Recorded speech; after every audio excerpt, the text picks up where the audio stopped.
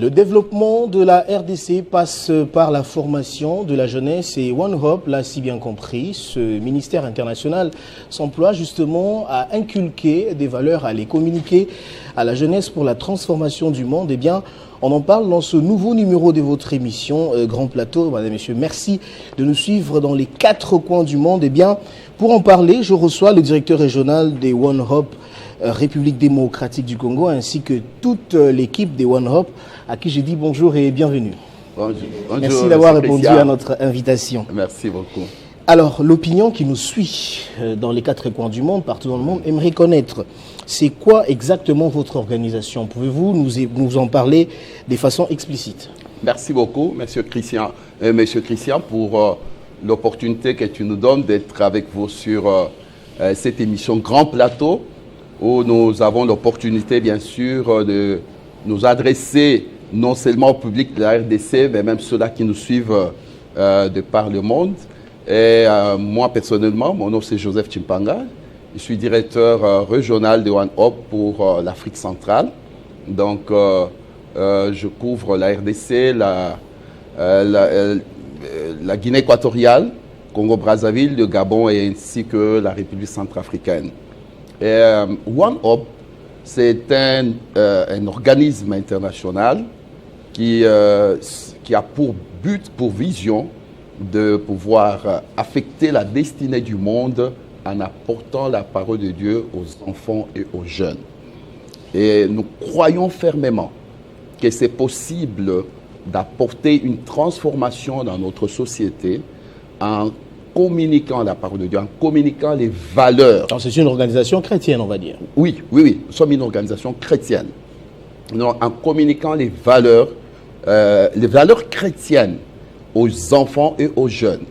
Nous croyons que c'est un moyen, c'est une voie la plus sûre où nous pouvons assurer la vraie transformation de notre société. Et vous opérez dans 199 pays? Déjà, dans le monde entier. Dans le monde entier, ouais. C'est une implantation formidable, mais quel est votre objectif ultime?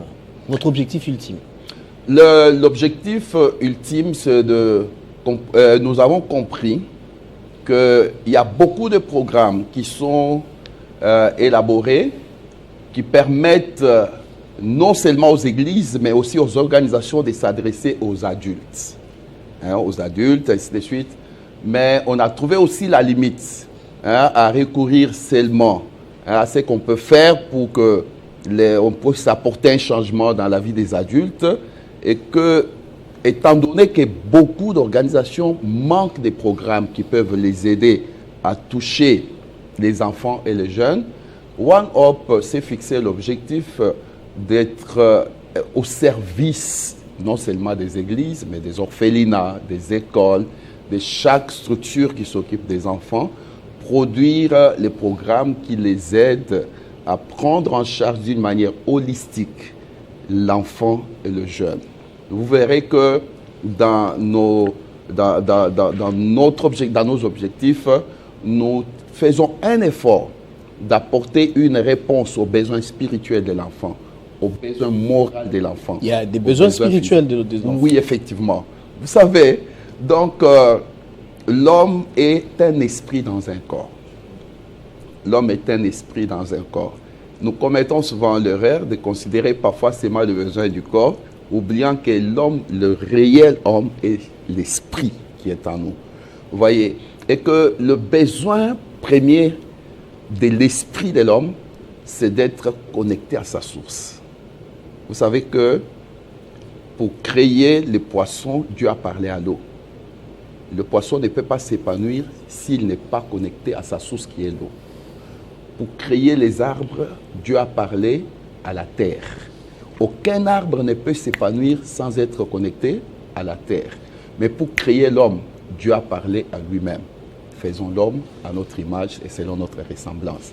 Ce qui fait que aucun homme ne peut s'épanouir, aller loin, s'il n'est pas connecté à sa source. Nous croyons facilement qu'il est impossible pour le poisson de s'épanouir sans être dans l'eau, mais nous essayons de penser que l'homme peut s'épanouir sans être connecté à sa source. Mais à vous comprendre, vous êtes une organisation chrétienne, comme Oui. Vous l'avez dit, Oui. et vous proposez des programmes. Oui.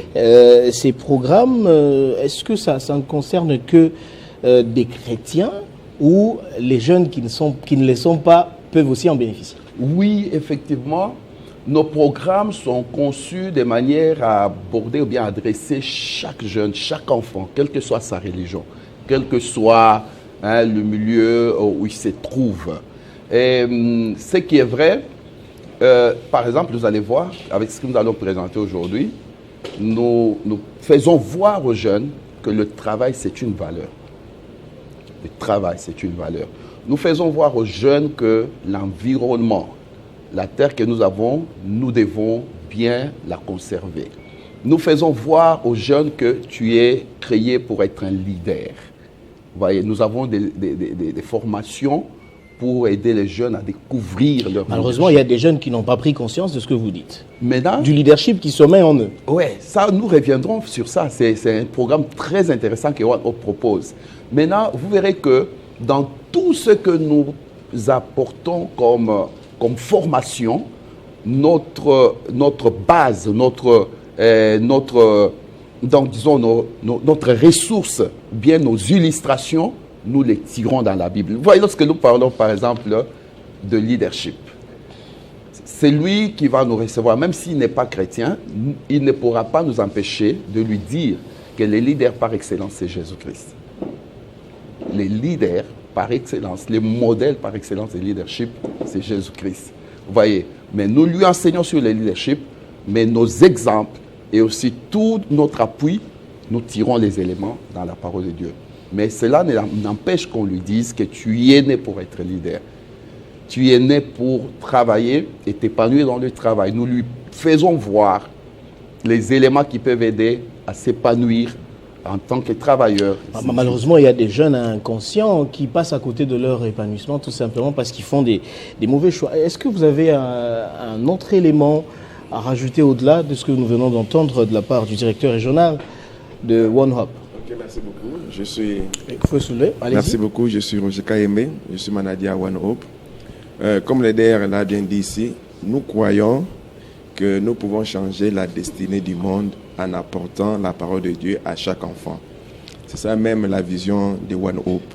Et cette parole de Dieu que nous apportons, nous avons dit, nous l'apportons d'une manière holistique. C'est-à-dire, nous prenons en charge l'esprit, l'âme et le corps. Il y a une parole que notre président a dit, que si nous pouvons connaître l'avenir d'un pays, il faut regarder à la situation actuelle des enfants. C'est-à-dire, nous pouvons prédire ce que sera notre nation si nous regardons comment est-ce que nous prenons en charge la génération actuelle.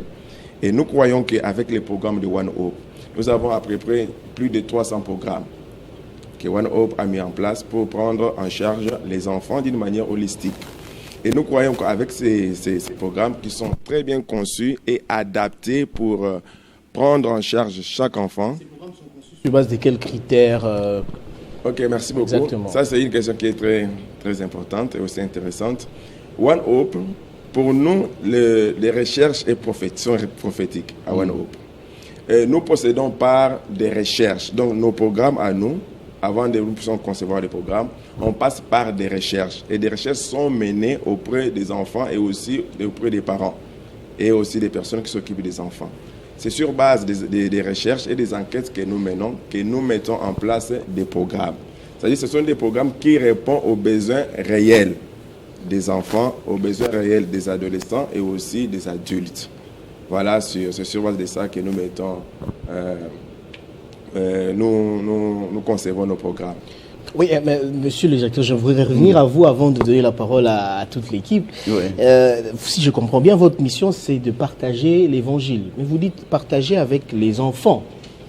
Les enfants, c'est des petits esprits, ils n'ont pas la capacité d'appréhender un certain nombre de choses. Comment vous arrivez à le faire? Oui, c'est souvent l'impression qu'on a que l'enfant est petit, il faut le laisser d'abord grandir, ainsi de suite. Mais il y a quelque chose que chacun de nous doit comprendre. Le développement sur le plan moral, s'arrête, si nous pouvons dire, après l'âge de 14 ans. La courbe devient ascendante à partir de 14 ans, le développement moral. C'est avant 15 ans où la personne est très fertile pour intérioriser les valeurs morales. Ce qui fait que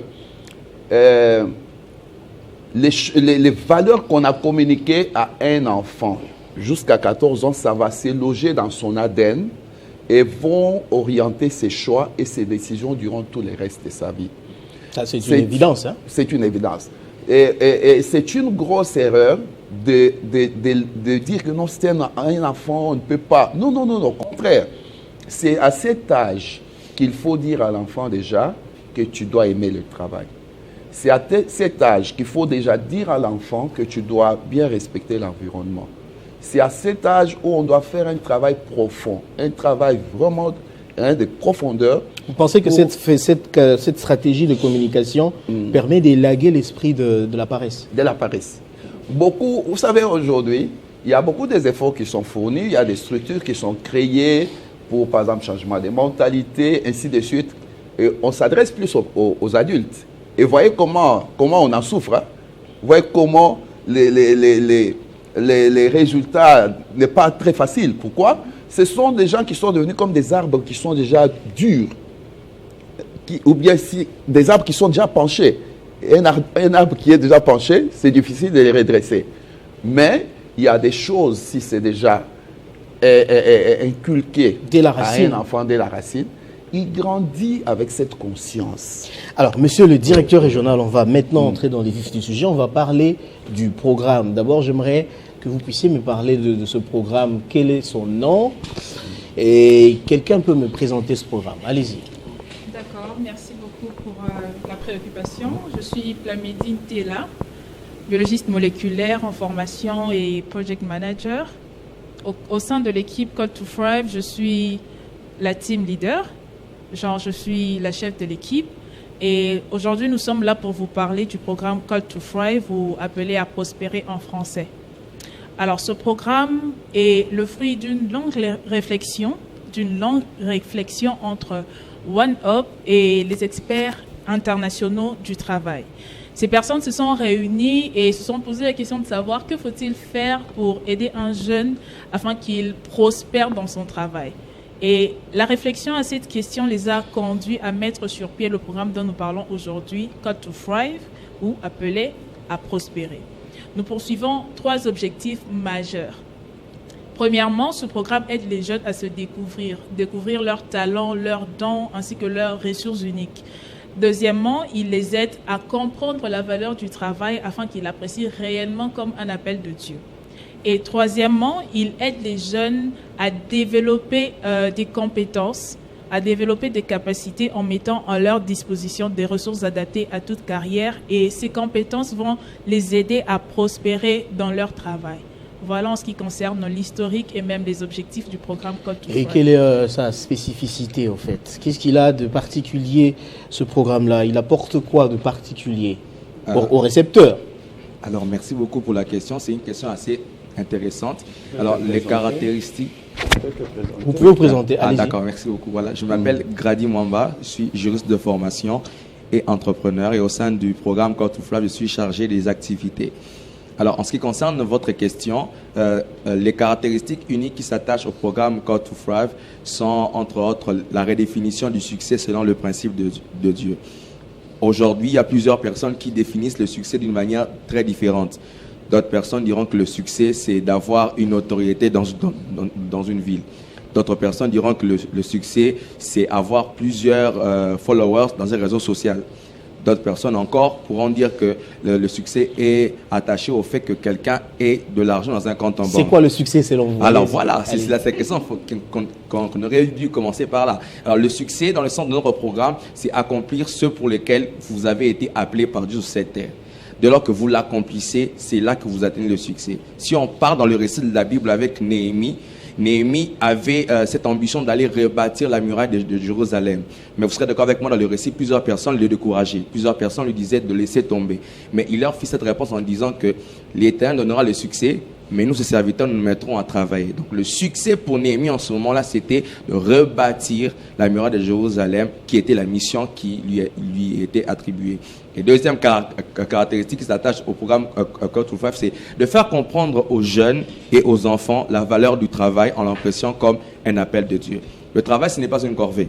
Ce n'est ni encore moins une malédiction comme beaucoup le pensent aujourd'hui. Mais le travail, c'est un appel de Dieu. Vous serez d'accord avec moi que dans les récits de la Bible, lorsque Dieu crée l'homme, la première activité que l'homme se met à faire, il se met à travailler. La Bible dit qu'il se met à cultiver le jardin. Donc tous ici, tout homme sur cette terre est appelé au travail. Là, nous ne parlons pas de l'emploi, mais nous parlons d'abord du travail. Parce que le travail vient avant l'emploi. Et même quand l'emploi s'arrête, le travail peut continuer à long terme. Est-ce que la jeunesse congolaise, parce que j'aimerais qu'on parle de notre société, la jeunesse congolaise, est-ce qu'elle apprécie la valeur du travail? Voilà, c'est maintenant ça le problème, parce que dans les recherches que l'on a pu faire de la jeunesse congolaise, on a vu que plusieurs jeunes Congolais minimisent l'importance du travail en se disant que cet aspect-là du travail ne doit que revenir au gouvernement, par exemple. Vous voyez, vous verrez un jeune qui finit ses études, un jeune qui finit, qui s'attend que le gouvernement puisse faire quelque chose pour lui. Mais tout part de la définition que vous avez du travail. Et lorsque vous avez une bonne définition du travail, parce que plusieurs personnes confondent le travail et l'emploi. Vous finissez les études, vous êtes jeune, vous vous attendez au travail. Or, ce n'est pas le travail que vous demandez l'emploi chez le gouvernement. Mais nous venons auprès des jeunes pour vous dire que vous êtes appelés d'abord à travailler. Lorsque vous êtes des personnes qui êtes appelées à travailler, vous ne pourrez pas attendre un soutien quelconque. Mais vous pourrez être une source de bénédiction, une source d'inspiration pour plusieurs qui vont vous aider. Voilà. Alors, c'est un appel motivateur formidable. Mais comment favoriser l'esprit du travail chez le jeune? Comment par quel mécanisme? Voilà. Oui, allez-y. Alors, voilà, je continuerai par cette réponse en disant qu'on peut favoriser l'esprit du travail chez les jeunes en leur proposant des activités stimulantes et formatives, telles que des stages, telles que la formation de quelques projets. Et tous ces mécanismes-là, ces expériences que les jeunes seront en train de faire face, leur aideront à pouvoir connaître le monde du travail. Et sans pour autant déranger un quelconque problème d'âge, parce que souvent les gens disent que bon, le travail, vous êtes one up, vous visez les enfants, mais est-ce qu'un enfant est appelé à travailler? Là, je reviens encore pour dire qu'on pense toujours à l'emploi. Tout part de la définition que nous avons du travail. Nous tous, nous sommes appelés à travailler. Même un petit enfant est appelé à travailler. Dès lors que l'on sait que nous sommes tous appelés à travailler, on sera facilement s'épanouir dans tout ce qu'on sera en train de faire. Oui, quelque chose à ajouter au-delà de ce qui a été dit? Vous pouvez prendre la parole, allez-y. D'accord, il a presque tout dit, mais je pense qu'ici, il y a un point à épingler. Je vais parler de gens que nous ciblons. Le programme est tellement intéressant que nous ne ciblons pas toute tranche d'âge. Nous le savons, le programme a été conçu nécessairement pour les jeunes, mais nous le savons, la jeunesse est un état d'esprit. C'est pourquoi Call to Thrive, ou appelé à procès en français, c'est donner la En évoquant la question de la cible, c'est important. On aimerait savoir quels sont les jeunes qui constituent votre cible. Est-ce les Quinois? Est-ce ceux qui sont en province? Est-ce ceux qui sont en dehors du pays? Pouvez-vous nous en parler avec précision? Exactement. Merci beaucoup pour cette question. Nous ciblons tout jeunes. D'abord, il faudra commencer par bannir que Quinois ou qui d'autres celui-là peut faire partie du programme. Nous ciblons essentiellement des jeunes de 15 à 30 ans. Ce sont des jeunes que le programme cible nécessairement. Mais cela n'exclut pas les autres tranches d'âge, car les enseignements de ces programmes peuvent impliquer ou bénéficient à toute tranche d'âge. Voilà un peu ce qui veut venir en réponse à votre préoccupation. Et lorsque vous dites que ce programme offre des outils pratiques, je crois que c'est Grady qui l'a dit, soit des ressources adaptées à toutes les carrières, que voulez-vous dire par là? Alors, très bonne question. Je pense que quand on dit ressources adaptées, outils pratiques, cette préoccupation est celle qui dérange plusieurs qui nous suivent. Alors, lors de la mise en œuvre de ce programme, nous avons prévu 2 livres, 2 manuels. un manuel qui sera à la disposition des formateurs, parce que la RDC est vaste, elle est vraiment vaste, et à nous seuls, nous ne pourrons pas atteindre tous les jeunes. Ces formateurs, seront ces personnes-là qui exercent déjà une certaine influence sur les jeunes et qui animent des groupes de jeunes. Ils vont recevoir nos enseignements et à leur tour, ils vont les transmettre aux jeunes. Hormis le manuel du formateur, nous avons le manuel de l'apprenant, dans lequel il y a plusieurs activités qui optimisent l'acquisition des compétences telles que... Manuel, ça s'achète ou c'est gratuit?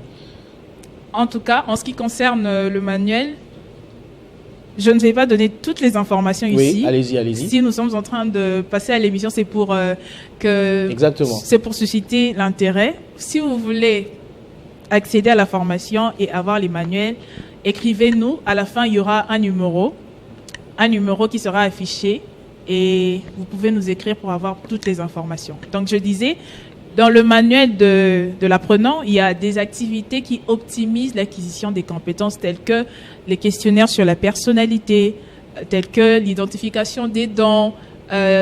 Il y a aussi des activités sur la création de CV et bien d'autres activités. Je suis marqué par l'identification des dons. Et même l'élaboration de projets. Ce qui retient mon attention, c'est l'identification des dons. Comment identifier ces dons? Très bonne question. Alors, nous n'allons pas tout dévoiler ici. Si vous voulez aussi suivre la formation, venez en tout cas, contactez-nous et vous pourrez être parmi nos premiers formateurs. Alors, on se rend compte que vous n'avez pas encore parlé, on se rend compte que vous avez... vous communiquez très bien, vous-même vous comprenez d'abord ce que vous êtes en train de faire et ce qui permet à ce que ceux qui vous suivent aussi comprennent ce que vous faites. Est-ce que vous avez des soutiens? Est-ce qu'il y a-t-il des partenaires qui sont derrière vous? Parce que l'initiative est bonne, c'est que apporte comme connaissance à la jeunesse, à destination de la jeunesse, One Hope, c'est formidable, c'est très important. Oui, exactement.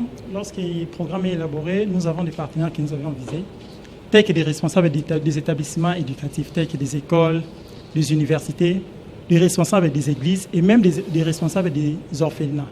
Ce sont ceux-là nos potentiels partenaires que nous avons visés, que nous avions... Comment s'articule ce partenariat-là?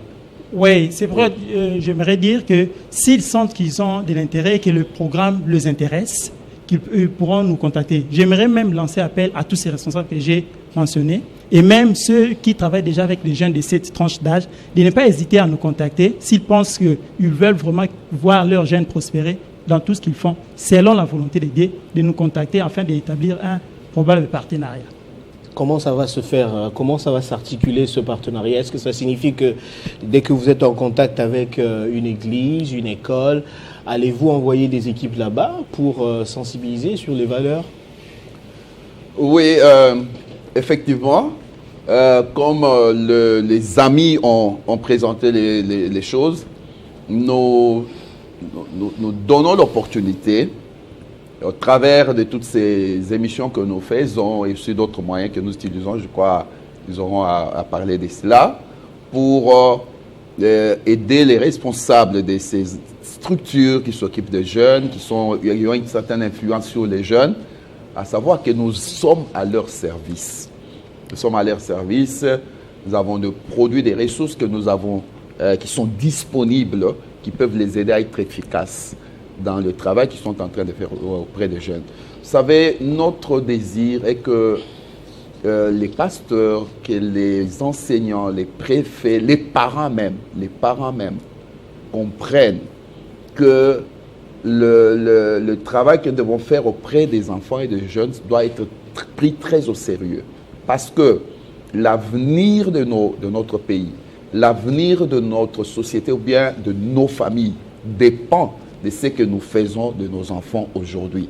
Et que tous les sérieux que nous mettons dans l'encadrement, dans la prise en charge des enfants aujourd'hui, c'est ça qui va déterminer le bonheur et l'épanouissement de notre société. Et lorsqu'ils viennent, nous prenons soin de pouvoir les faire voir que non, nous avons ce qui peut vous aider. Mais nous ne pouvons pas aller partout. Nous voulons travailler en partenariat avec vous. Venez vers nous, prenez les outils. Nous vous formons comment utiliser nos livres, comment utiliser les différentes ressources que nous avons. Et eux, ils vont faire. Ils nous donnent juste les rapports que moi j'ai formé. Par exemple, 10 enfants, j'ai formé, vous voyez, et c'est ça. Alors, j'aimerais donner un cas pratique. Oui. Qu'est-ce qui peut expliquer le fait qu'un enfant, lorsqu'il grandit, alors qu'il avait reçu l'éducation auprès de ses parents, mais arrivé à un certain âge, il déroute. Il devient Koulouna. Aujourd'hui, ce qui peut expliquer, on va dire, l'engagement de la plupart des jeunes dans ce phénomène négatif, c'est l'absence du travail aussi, on va dire, c'est la question du travail. Alors, il s'adonne à des pratiques malsaines. Ouais. Qu'est-ce qui peut expliquer ça, ce phénomène-là? Oui, je sais qu'il peut y avoir plusieurs éléments qui conduisent les enfants à se retrouver comme ça dans une situation comme cela. Et d'une manière générale, c'est parfois ça, la négligence que nous mettons à prendre soin de l'enfant. Vous voyez, non, comme on a dit ici au début, comme si l'enfant c'est encore petit, il faut le laisser, ainsi de suite. Au moment où nous, les parents, nous disons qu'il faut d'abord le laisser sans pour autant travailler pour le réconcilier avec sa source, sans pour autant l'aider à comprendre les valeurs importantes et les principes qui dirigent la vie, l'ennemi, lui, n'attend pas. Au moment où nous nous attendons, l'ennemi, lui, profite. Dès le bas âge, il cherche à occuper le cœur de l'enfant. Il le rend brutal. Et au moment où maintenant nous nous réveillons, on cherche à le récupérer, nous trouvons que c'est déjà quelqu'un qui est devenu dangereux. Mais ce qui est vrai, il y a certains enfants qui ont grandi dans une famille chrétienne où ils étaient vraiment bien encadrés et qu'à un certain moment, ils déroutent. Oui. Mais je crois bien, comme la Bible dit, montre l'enfant la voie qu'il doit suivre et quand il sera grand, il ne s'en détournera pas. C'est vrai, il peut arriver à cause de l'adolescence ou bien à cause de certains amis que l'enfant connaisse une turbulence. Mais la sémence qui est en lui, la racine qui est en lui, les ramènera. Vous avez dit quelque chose d'important que j'ai noté. Comment le réconcilier avec sa source. Comment le réconcilier avec sa source? Madame, vous avez une réponse? Allez-y. Oui, qui peut répondre? Oui. Alors, je dirais d'abord, je me présente. Mon nom est Grace Langui. Je suis économiste en formation et au sein de Code Tutoive, je suis chargée de design et marketing. Alors, pour répondre à cette question, pour réconcilier ceux qui se sont perdus, oui. Premièrement, c'est d'abord... Avec leurs sources, oui. Leurs sources. Oui. Premièrement, c'est de leur approcher et d'écouter d'abord leur histoire. En apprenant leur histoire, peut-être nous aurons des solutions que nous pourrons tirer par rapport à cela. Et plus nous apprenons sur eux, plus nous serons en train aussi de les accompagner et de les conseiller. Si je peux répondre à cette question, je dirais ça. Oui, allez-y. Lorsque nous parlons de la source, on voit Dieu lui-même qui est la source de toutes choses. Donc lorsqu'on dit qu'on veut réconcilier cet enfant-là qui a dérouté avec sa source, c'est-à-dire que nous voulons que cet enfant-là puisse revenir à Dieu. Et de quelle manière cet enfant peut revenir à Dieu? C'est lorsque cet enfant reçoit dans sa vie, comme nous avons dit ici, le Seigneur Jésus comme Seigneur et Sauveur. C'est pour ça que cet enfant revient à sa source, parce que notre source à nous, c'est Dieu. Voilà pourquoi il est dit dans Genèse, c'est Dieu qui a dit « Créons l'homme à notre image ». Dieu a parlé à lui-même. Le DR l'a dit ici que Dieu, pour créer le poisson, il a parlé à l'eau qui est la source. Et Dieu a parlé à lui-même, c'est-à-dire que la source de l'homme, c'est Dieu.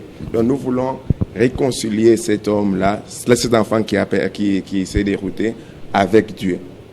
Par le Seigneur Jésus, qui est notre réconciliateur, et celui qui nous a donné aussi la mission, ou bien le ministère de la réconciliation. Une fois que cela est fait, l'esprit du travail naît en lui. Voilà. Ce que nous voulons signaler ici, nous avons bien dit ici qu'il y a la différence entre le travail et l'emploi.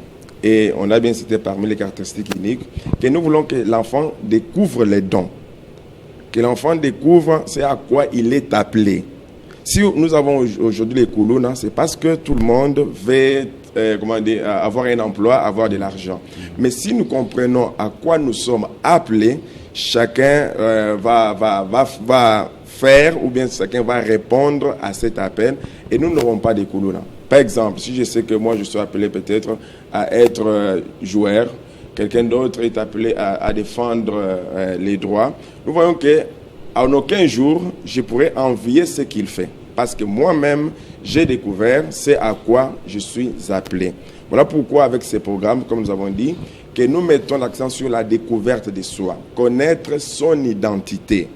Et si nous aidons à chaque enfant, chaque jeune, découvrir les dons, les talents, les potentiels qui sont en lui, cet enfant sera bénéfique et sera une bénédiction pour plusieurs. Alors, j'aimerais aller un peu plus loin dans la réflexion. Une fois que l'esprit du travail naît en moi, je ne travaille pas dans la corruption.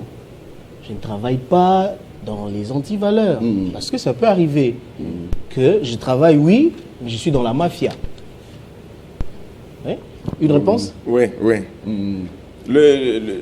Être dans ce que vous venez de dire là, moi je ne pense pas que c'est un travail. J'aimerais d'abord qu'on puisse revenir sur la notion du travail. Oui. Nous avons dit que travailler, c'est-à-dire accomplir ce pourquoi Dieu vous a appelé. Oui, mais on peut être tenté par des antivaleurs tout en travaillant. C'est là où je suis, justement. Oui. Notamment la corruption, voilà pourquoi la malversation financière, oui, etc., etc. Nos programmes sont vraiment magnifiques. Pourquoi? Parce que nous avons dit... On se rend compte bien que c'est très riche. Nous prenons l'homme dans toute son entièreté. L'esprit, l'âme et le corps. Et nous donnons aussi des valeurs. Parce que chez nous, nous ne formons pas seulement la tête, qui est cognitif, mais aussi les caractères. Très bien. Là, vous avez très bien compris ma question. Alors, qu'est-ce qui est fait pour la vulgarisation de ce programme? Qui d'autre peut répondre? Allez-y. Alors, merci pour la question. Pour la vulgarisation et l'extension.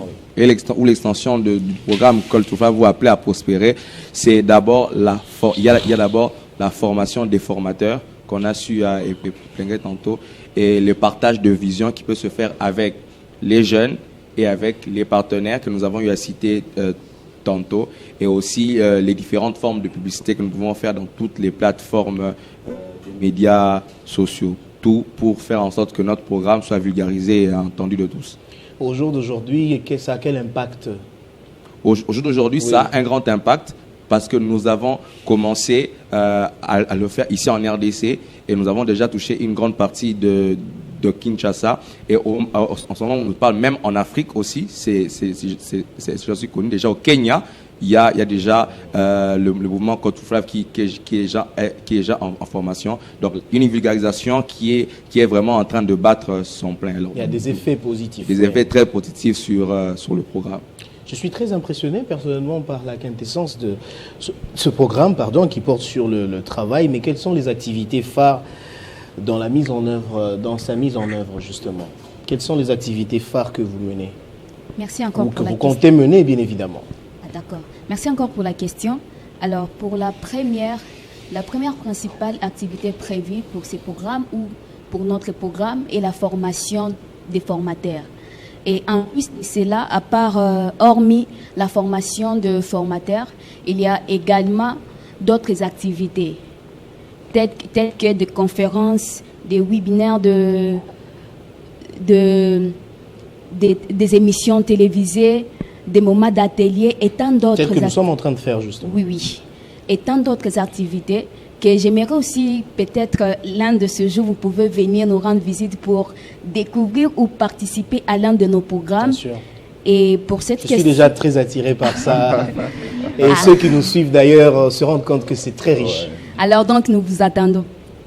Nous vous attendons patiemment pour venir participer à ces programmes. Alors oui, allez-y. Voilà un peu un aperçu de notre programme. Si vous avez personnellement un message à adresser aux jeunes et aux enfants qui vous suivent, vous leur direz quoi en ce moment? Vous pouvez regarder vers cette caméra-là. Vous leur direz quoi? Alors moi, je vous encouragerai de venir massivement à participer à notre programme parce que vous ne serez pas déçus. Moi-même, ça m'a transformé. Comme je l'ai dit, je suis chargée de design et marketing. Plus je suis en train de faire ça, plus... Donc, si je comprends bien, vous-même d'abord, vous êtes impacté par ce programme. Oui. Ok, allez-y. C'est pourquoi vous en parlez très bien, avec aisance. Oui. Comme je le disais, moi-même, ça m'a transformé. Et alors, j'aimerais que toi, si tu puisses être transformé, ne reste pas dans l'ignorance. Viens apprendre avec nous. La Bible même est en train de dire dans Osée 6, que l'ignorance. Mon Mon peuple périt à cause de l'ignorance. Ouais. Alors, ne reste pas là, parce que si tu restes là, tu peux périr toi également. Et Dieu ne veut pas ça pour toi. Alors, je t'encourage encore à venir vers nous et nous allons vous aider à atteindre votre but. Et quels sont les outils de communication? On est à l'ère du numérique aujourd'hui. Quels sont les outils de communication dont vous faites usage pour atteindre justement vos cibles? Très bonne question. Alors, pour atteindre la cible, nous utilisons les réseaux sociaux d'abord. Nous avons des comptes enregistrés sous les noms de Call to Thrive DRC sur Instagram et sur TikTok. Hormis cela, nous gérons une chaîne WhatsApp dans laquelle nous transmettons les informations concernant le programme.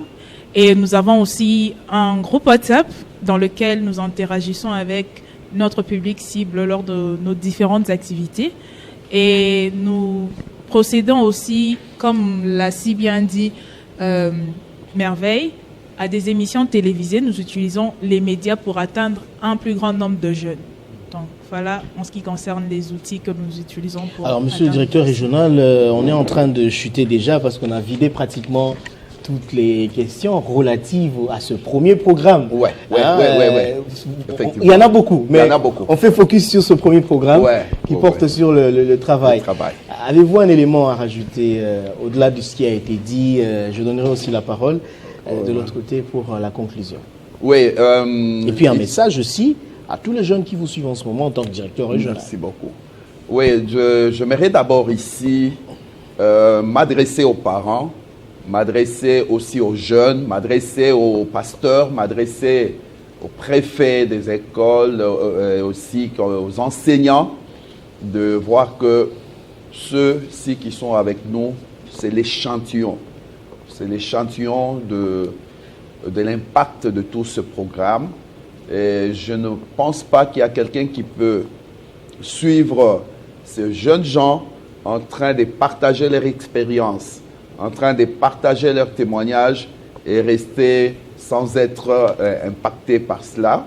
Ce n'est qu'un échantillon, ils sont nombreux. Vous pouvez donner les chiffres? Vous pouvez me donner les chiffres? Les jeunes qui ont adhéré à votre programme sont à combien précisément? Oui, ça, j'aimerais que le manager qu'il réponde à cela. Parce que lorsqu'il va prendre la parole, il vous expliquera aussi quel est le processus, comment ça se passe et aussi les chiffres. Moi, je voudrais ici, je suis personnellement très édifié de voir déjà le fruit du travail qui est en train d'être fait avec nos programmes.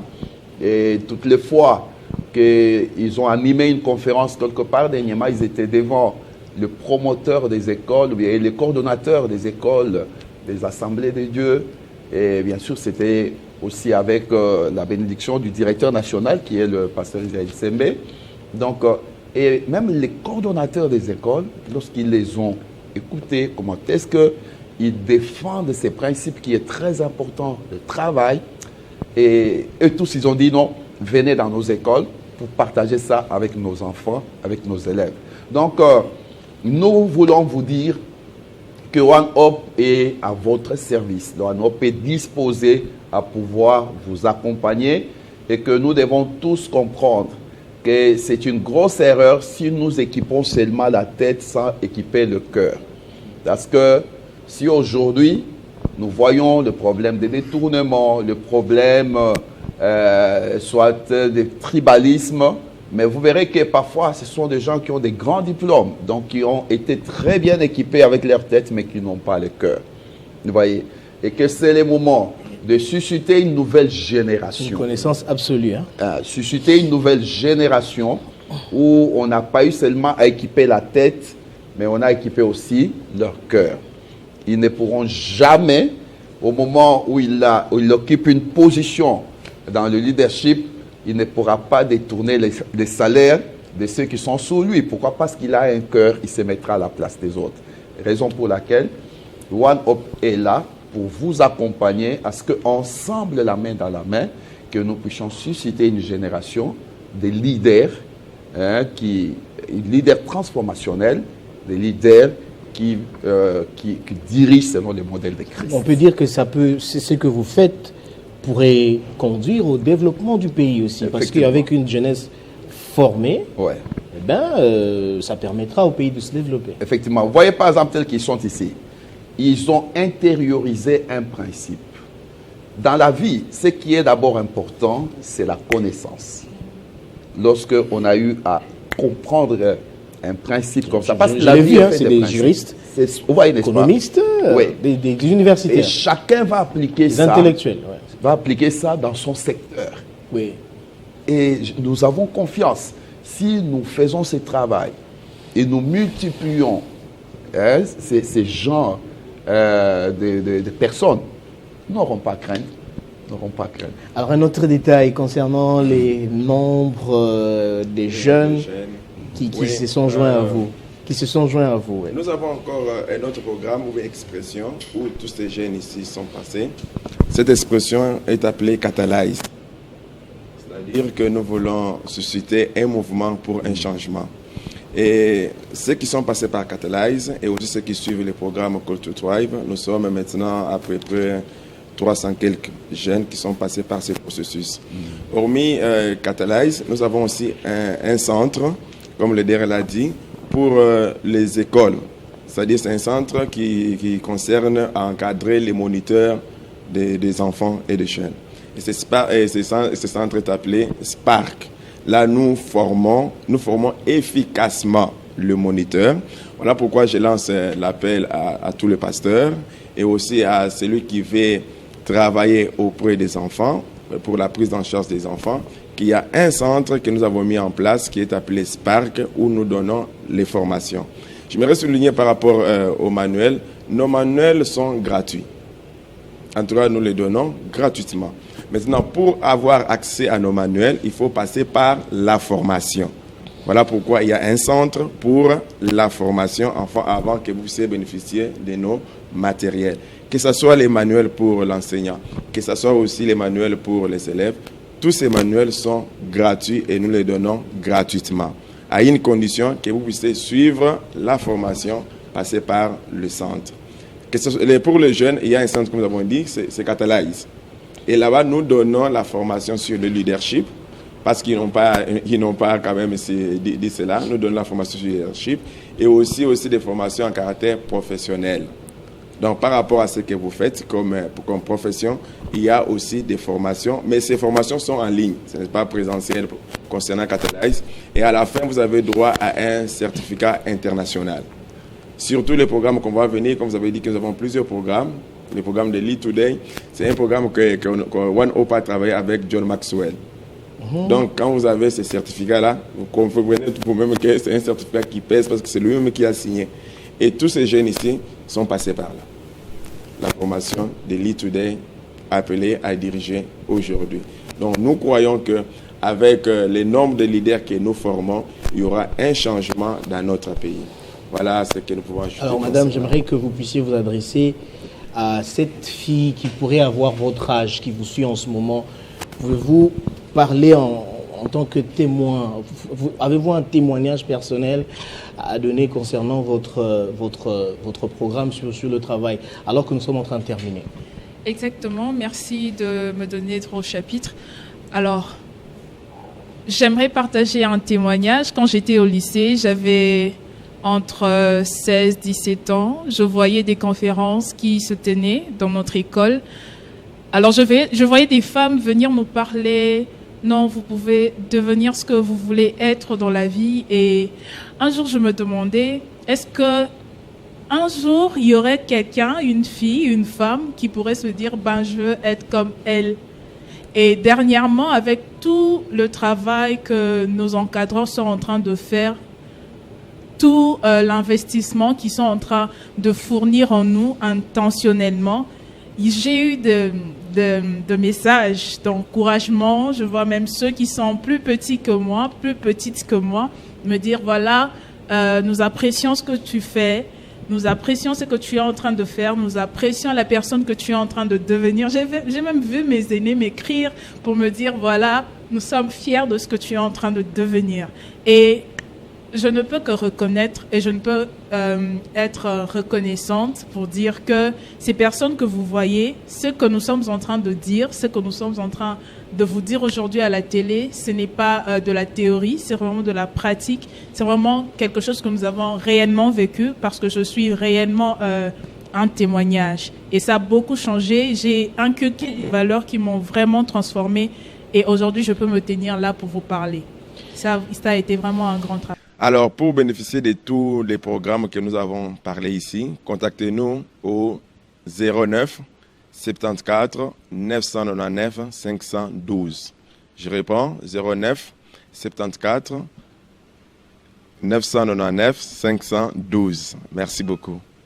Voilà, Madame, Monsieur, vous vous rendez compte de l'importance et de la richesse de ce programme qui est communiqué par One Hope, qui est un ministère international opérant dans 179 pays et collaborant avec plus de 21 000 églises dans le monde. Ce programme, Call to Thrive, qui veut dire tout simplement appeler à prospérer, eh bien, rejoignez cette équipe de One Hope. Voilà qui met fin à cette émission. Je vous remercie d'avoir répondu à notre invitation. Rendez-vous au prochain numéro, Madame, Monsieur. Merci.